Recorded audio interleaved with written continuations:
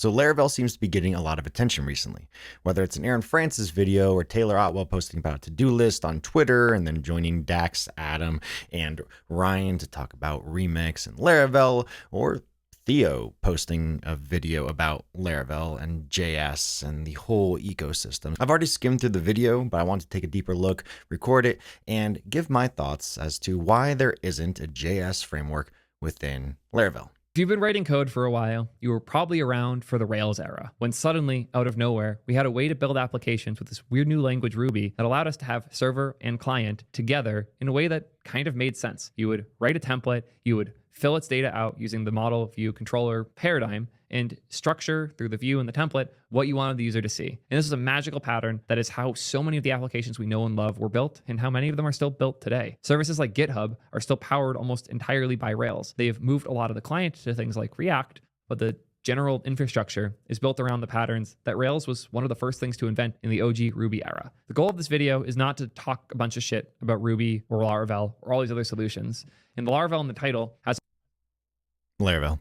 It's funny, Taylor actually in his podcast with Adam and Ryan and Dax said that a lot of people mispronounce it, and he doesn't really care, but he says it is pronounced Laravel, but we won't fault him on that.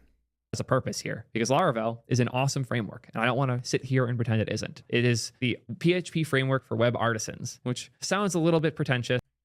See, we agree with something. So he says Laravel is a great framework. He doesn't want to pretend that it isn't.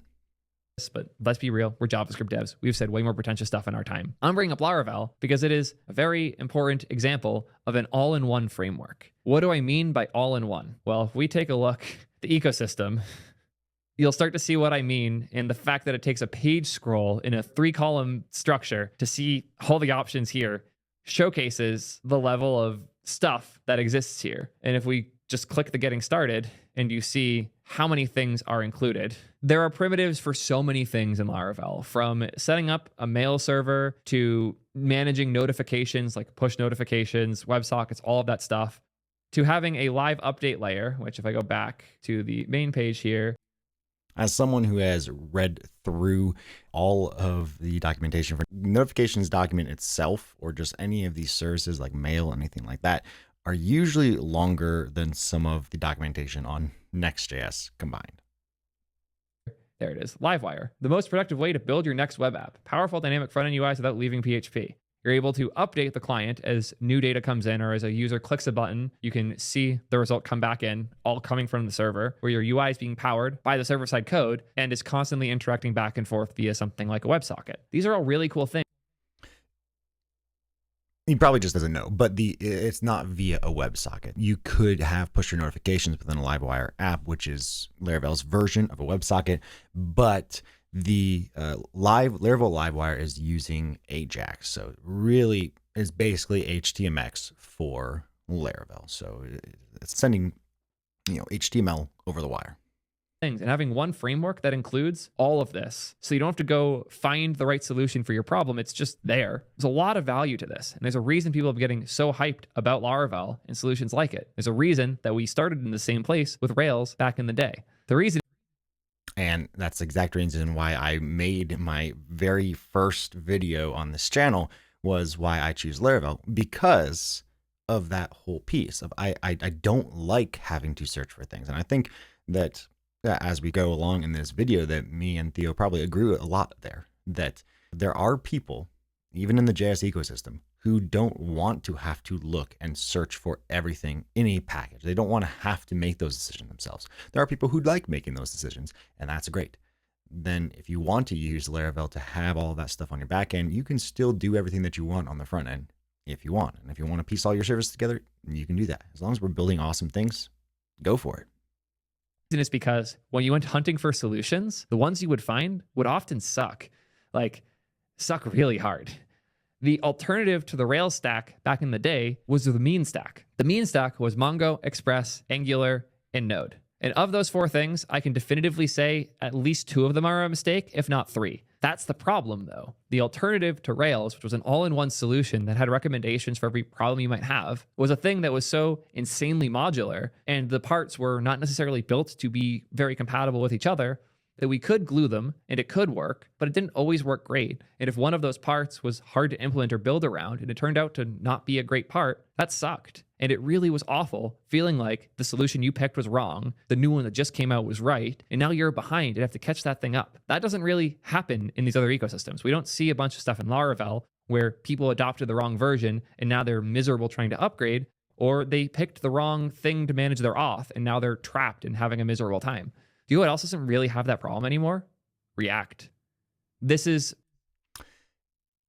I understand what he's saying. And I think that the difference within Laravel 1 and Laravel and Rails and frameworks like that, Phoenix, for example, they have the seniority in the sense that they have been doing the same thing so that they have garnished this stabilization and trust from the community to say, hey, anything that you want to build within your application, you can build it because we have a solution for that. And the second part is it's not just, oh, we have an opinion on a solution for that, which is probably going to get to in a little bit within T3 stack and even things like the Epic stack by Ken C. Dodds. Those are great opinions, but at the same time, there's a difference between it being opinions of a collection of pieces that you say, hey, these all work well together, pick and choose which parts you want, but this is a great stack that works well together. There's a difference between that and a stack that is first party maintained by a single team. Within Rails, within Phoenix, within Laravel, it's all maintained by a single team. So you don't have to worry, oh, is that going to be out of date? And then the maintainers aren't, scrambling to figure out how it's going to work with that collaboration piece. The good thing with the JS world is a lot of these people are still in solid collaboration with each other. So even though it's not necessarily all maintained by the same team, you do have teamwork in the sense that those pieces are still being collaborated together. Why we can go so much more modular now with so much less pain. And that's the thesis of this video that we're about to dive deep on. The reason we don't have a Laravel for JavaScript is because things are so much better without it. To be clear, we have tried. There are lots of attempts to do an all-in-one framework for JS. The ones that I have pulled up here are Blitz, which, if you're not familiar, is very, very similar to what I did with Create T3 app. And when I say I mean my community, because I didn't really build Create T3 app. Create T3 app is a starting point that includes a bunch of our recommendations. We don't really recommend Prisma anymore. We really push for Drizzle because it's a better experience overall. And we learned and have moved on since. TRPC is a great way to do client-server interactions. But you can also like even this, I understand that for 70% of applications, and maybe even less, the things that you're wanting to build within an application, you're not necessarily needing things like queues or mailing or notifications or events. All of those pieces, when you actually have to say, hey, I am going to need something like that, and then you're searching for it again. It's not included in this framework. It's not included in this collection. You still have to find that yourself. Now, the maintainers might have like opinions of, okay, maybe you'll use, ingest for queues, or maybe you'll use resend for email.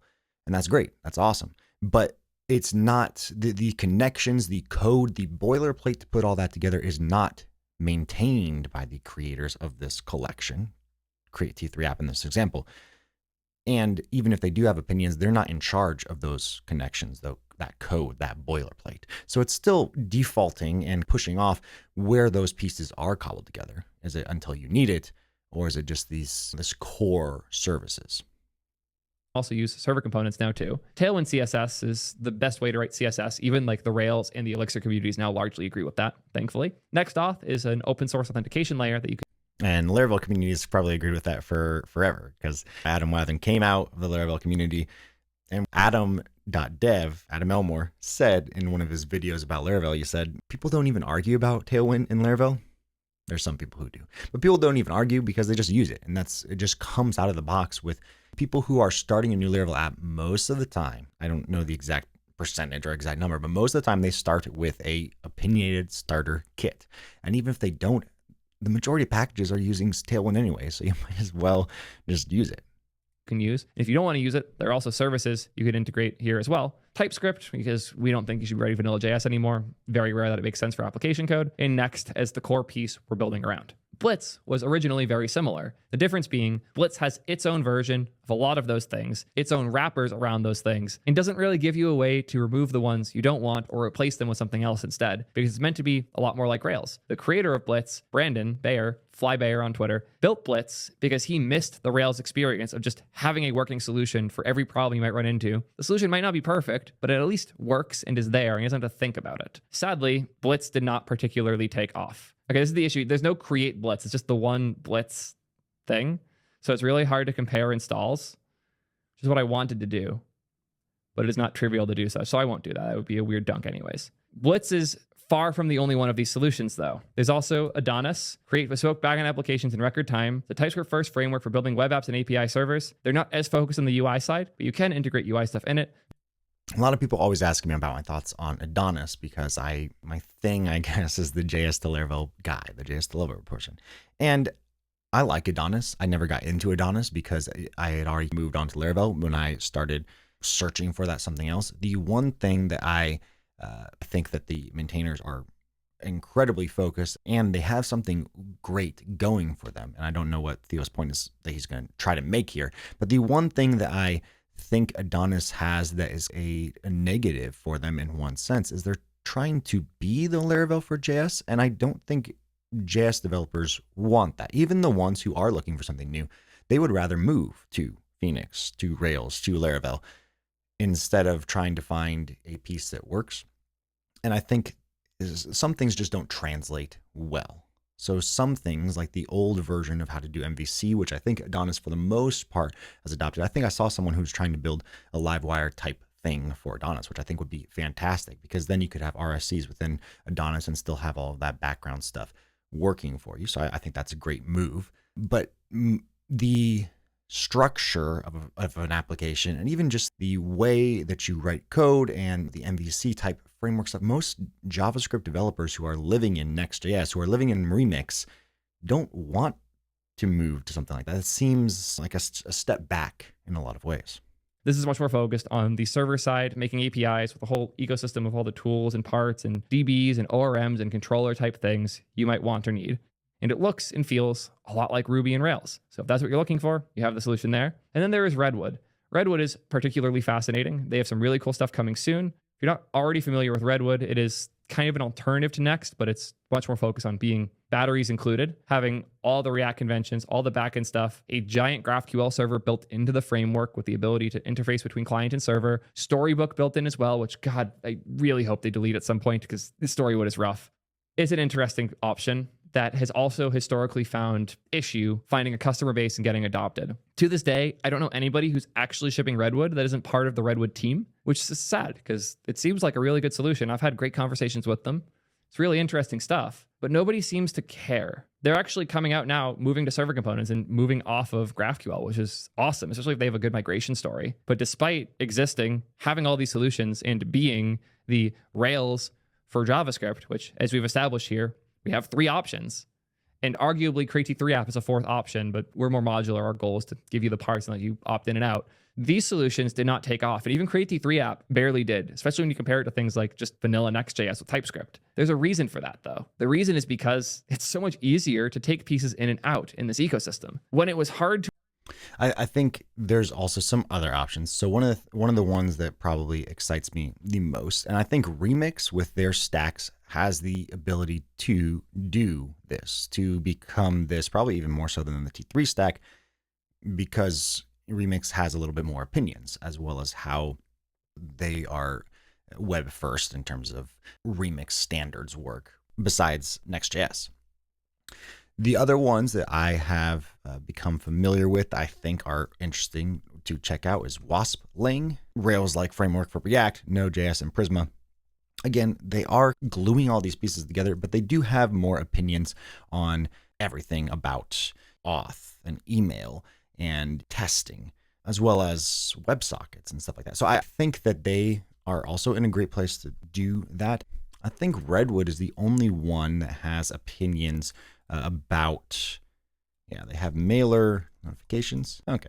So it seems like they do have a decent amount of things out of the box when it comes to all of those pieces put together, but it's still a lot that they're lacking. And I think to Theo's point, It's that frameworks like Laravel, frameworks like Rails, frameworks even like Phoenix, for example, still have 5+ years on them. In the case of Phoenix, in the case of Rails and Laravel, 9, almost 10+ years already in advance. So maybe in 5+ years, it's going to look a lot different for the Next.js and the remixes and the JS communities. But I think it's also going to look a lot different for the Laravel type communities as well. To adopt a solution, and it was even harder to identify a good solution. And the absolute worst part, when most of the solutions sucked, having an all-in-one that was guaranteed to be good enough was a fantastic thing, especially when you look at these other languages and realize how hard it is to make packages or framework-like things. There's a common saying in the React world now, which is that if you're not using a framework, you're building one. And on one hand, this is meant to be a dunk on the people who say, I don't need Next or Remix or any of those things. I can do it myself. But the more important undertone here is that effectively any app dev can build the exact framework they need with the parts they do and don't want. JavaScript has a bunch of massive advantages here. It's way easier to swap these pieces in and out and compose them. And the ecosystem around everything from NPM to React components to hooks to all the stuff that we adopt and use in these infrastructures and servers and applications, it's all much easier to compose, change, swap in, swap out, rewrite, and do what you want with. And over time, those pieces have gotten really, really good. And that's the magic that makes JavaScript so special. And that's the reason we'll probably never see one of these Rails or Laravel-like things succeed in the JS ecosystem. Because it's an I'm trying to think of the best way to put this, but I think that the benefit that Theo's talking about here for the JS ecosystem is that it's so modular, it's so flexible to build, that you are basically have this creativity and this freedom to say, hey, I don't have an opinion on how I should do this, notifications, events, queues, mailing, whatever you want. So I'm going to take this package and make my own standard and make my own library for this. And that could be a great selling point for developers. I think that there's a lot of developers who probably have just learned, because that's what they've learned to expect from that standard, from that ecosystem, from that community. I think in a lot of ways, the JavaScript ecosystem, the JavaScript community has become addicted to building, almost like setting up your code editor. And I don't mean this in a very harsh or very negative way at all, because I think the JavaScript community and the Laravel shouldn't be at war with each other. They should be connected, just like Taylor and Ryan kind of talked about on their podcast. Is you can have Next.js on the front end and Laravel backend to help with all of those opinions, those mailers, notifications, events, all that stuff. Or you could just use inertia like the Tailwind UI folks and have React on your front end, and then just handle all of your structure and your data logic and your database and events and mailing and queues and everything on the back end that you need, and just serve up views with React on the front end. So I don't think it's an us versus them thing, like many people before me have said, in terms of Aaron Francis or Taylor. But that mindset of wanting to have that flexibility to build the packages that you want almost has this connotation of, I want to set everything up. I want to build all of this stuff so that I can finally get to start building. And if that's what you want to do, great, go for it. Be able to put all of your pieces together, build your Linux, be DHH for a week, and start building out your Linux machine and say, hey, this is exactly what I want it to be within my React ecosystem. This is my React framework, and now I can build with it. But I think that's where Laravel becomes exciting, even as a backend or even with React, for most JavaScript folks who are tired of having to set up their Linux, set up their code editor, set up their blog, in the sense that it's never going to be finished. So why not just start with a finished product already? Ecosystem where we have infinitely more people making awesome new solutions that improve on certain problems that the existing solutions didn't. Not happy with Prisma? Well, there's 3 guys in the Ukraine making Drizzle, which is way faster, way smaller, generally easier to work with, and has a lot fewer of those quirks. Don't like Next? Well, we got Waku and Remix pushing the boundaries of what you can do with React. Don't like React? Well, we got Solid and Svelte as phenomenal solutions for you to adopt as well. This is the magic of JavaScript, not a flaw. And the idea that JavaScript is somehow fundamentally worse because we don't have a Laravel is so confusing to me, because we have three. And no other language has so many great full stack all-in-one solutions, much less so many great pieces that we can compose and assemble into our own best solution. These are the Yes, I think that's the point. You have this flexibility within the JavaScript land to say, okay, if you don't like this, then you can choose something else. And I think that a lot of people might see that as a negative connotation for something like Laravel or Rails, for example, where you might say, you only have one auth solution, you only have one queue solution, you only have one database solution. And if that's the mindset that you want to go in as a developer of saying, hey, I like my options, then I think that's great. You don't have to use Laravel in that sense. Or maybe you want to just use Laravel for one piece. Maybe you just want to use Laravel for your queues or your jobs or something like that. But I think there are a lot of people who are tired of having to choose yet another piece or have to have an opinion. They're like, I just someone make my choices for me. I don't want to have to make choices anymore. And with that, you can use what you're comfortable with. React, Svelte, Vue on the front end, and then just have a battle-tested, batteries-included framework on the back end. strengths. It would be great to have Solid on the front end with Laravel. I actually saw someone's trying that out with Inertia. That would be, I love Solid. So I think that would be a great next step Of JavaScript. It might suck a little bit that if you're learning the language and you look and there's 15 different options for one of the problems that you have, and you're used to Rails where there's only one, it might feel a little bad to have to pick a solution because you're worried about picking wrong. The reality nowadays is that it's hard to pick wrong. If it's one of the solutions that's being recommended online and the doc that you're reading is less than 5 years old, you're probably going to be okay. You could start a React app today using Create React App, and I might make some jokes on Twitter, but it's a fine solution. And if you realize it wasn't and you actually want to move to some other solution because, I don't know, you want to render the pages on the server, or you saw these server component things and you were excited, you can go make a new project using those solutions, copy paste your components over, and they'll probably work. The way that JavaScript works is so much more accessible, composable, and flexible that the desire for these frameworks just isn't there. And if you're in the ecosystem for a long time, you quickly realize you don't want that because you'll build a gut feel for the solutions that make sense for you, and you can just keep using those instead. As much as I love the new Next.js server component stuff, Create T3 app still by default recommends the way that we did it 3 years ago, which was render with Pages Router, a quick template on the server side, and then let the client side take over with TRPC, because that was one of the best ways to build really client dynamic heavy applications like what we built with Ping. We have not moved Ping over because it's still a really good solution for that problem. But if we wanted to, we can.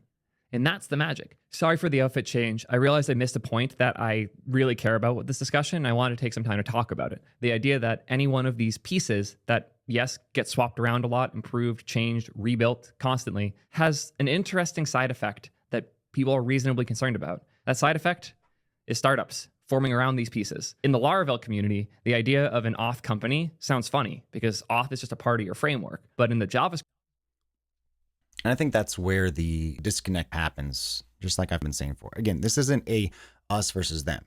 Just like other people have said, Aaron Francis made a whole entire video about it's not, React versus Laravel, because Laravel team uses React, and that's not what the actual argument is.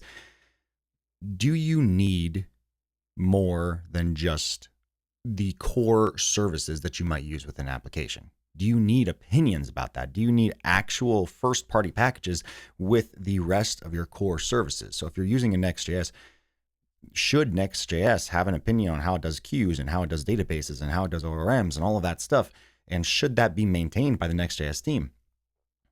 Well, Laravel already does that. Laravel has all of their first-party packages, and they have control over all the pieces. So if it doesn't necessarily work, you don't have to say, oh, I'm going to strip that out and try something new. It just works. And so when it comes to having all of these choices within the JS ecosystem, that's great, but it depends on what you're wanting to do with it. If you are a team that you're like, hey, we can decide, we already have this application, but now we want to make sure that this is specific and scalable for this particular piece of our application or our product, then that sounds great. You can just pick and choose whatever you want in the JS ecosystem. But why force people to have to make that decision from the get-go? Script community, there are startups that do just that. I think this is awesome because we have the options in JavaScript, because some things make a lot of sense to just have a package for. And Auth is one of those. We have great options like Auth.js and Lucia to self-host open source authentication. But when you realize a lot of the intricacies of Auth that suck, like the compliance, the creation of JWTs and dealing with those, all of the weird integrations at every level you might have to build to make this stuff work in the first place, compliance with all the crazy things that big businesses expect, getting all of that right sucks hard enough that a company can show up and do it. And Clerks, or a first-party maintained package in a framework like authentication and Socialite for any kind of like social drivers. not the first one, they're one of many. And if you look at other ones like Auth0, they were largely built around the Rails community. So this isn't a new thing. So I'm really frustrated that people seem to think it is, that JavaScript's just forced everyone to go to services. No, this has always been a thing. But more importantly, the ability for anyone to build both a service for a thing as well as an open source alternative is better than it's ever been. For every one of these big companies that's solving this problem, there are 5 open source alternatives made by developers just like us that you can contribute to yourself, adopt, do whatever you want to. And if you don't like what they're doing, you can fork it and put it in yourself. This is just not the case in these other ecosystems where all the tools are made by the same core team. It's a win. It's not a negative. The fact that JavaScript's the best place for these startups to start is not a failure of JavaScript. It's, again, one of the strengths of it. It's much harder for a company to take a vertical in their stack and turn that into a business if the vertical is something that's built into Rails or Laravel. If they're in an ecosystem where every piece can be treated in this modular way, one of those pieces could become a business if it's what makes sense for that piece. There is no other ecosystem where this is the case, and I don't get why people treat this like a negative. I know a lot of devs that are more than happy still shipping React 16, barely even using hooks. And that's awesome, because if that's what you're into and you like the solution you have, you don't have to keep up. And the fact that we have things going on constantly, that's not a negative. And I really am confused on like a deep level as to why people look at the JavaScript ecosystem, see that there isn't a popular alternative to Laravel, and somehow blame us and say that JavaScript's worse for it. It's not. It's actually the magic of JavaScript. And it's the reason I will keep betting on it forever. Long live JS, and God bless the maintainers who made this ecosystem the best one in all of software. It's a shame other communities look at it and think the good is bad, because the good is unrivaled in any other space.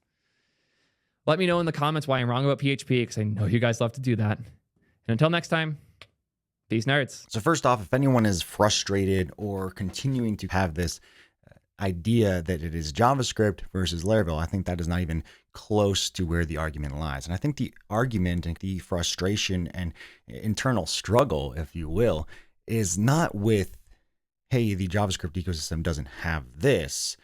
It's with, how are you wanting to start making an application? How are you wanting to have this idea set in your mind? And are you wanting to say, hey, I want to choose every single piece of my product and make sure it works the way I want it to work? Or are you wanting to just get up and running? At the end of the day, if both sides of those coins, of both sets of people who like the customization and the I own everything piece and I have built this from the ground up piece, if you're that kind of person, but you're still shipping amazing products, then great, go for it. Within the Laravel ecosystem, most people say, hey, all of this is out of the gate, so now I can take my idea and I can just run with it. And I think those two types of people in their minds, and of course there's amazing people within the Laravel ecosystem who are testing the limits and creating new options. There are options within the Laravel ecosystem, even outside of the first-party core maintained. Livewire, for example, was not a first-party offering, and it still kind of isn't. It's maintained in a lot of ways by the core team, but even Inertia was not for the longest time a first-party maintained system. All of these things have kind of been explored and expanded in the Laravel ecosystem, and then slowly, piece by piece, been brought in to the core services. At the end of the day, it's taking the application that you want to build, building it as quickly as possible, and then shipping it to your users. And if you can do that and want to do that and choose your own packages within the JavaScript ecosystem, then go for it. Great. But if you kind of want to have those options given to you, that's why full stack frameworks buyers included frameworks, and even things like remix stacks and the Create T3 app, that's why they exist, because they take all those bits and pieces. And yes, I think that within the JavaScript ecosystem, at least for the moment right now, you still are going to have to reach for other services. You're still going to have your own opinions. But if you don't want to have your own opinions and you want to kind of say, hey, here's how to do it, take it and run, build your app, then Laravel's waiting.